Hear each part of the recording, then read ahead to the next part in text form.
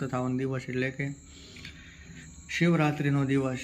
તેનું ઘણું બધું મહત્ત્વ બતાવેલું છે આધ્યાત્મિક ક્ષેત્રે અને ભૌતિક સુખો તે પણ ક્ષેત્રની અંદર.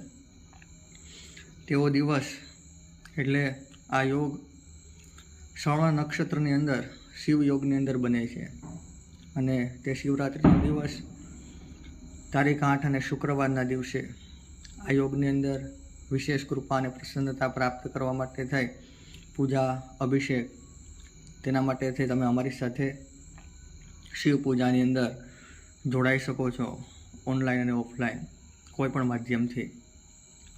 તેના માટે થઈ અને આ નંબર પણ તમને બતાવેલા છે, તેમાં તમે અમારો સંપર્ક કરી અને ભગવાન શિવ તેની કૃપા અને પ્રસન્નતા પ્રાપ્ત કરી શકો છો.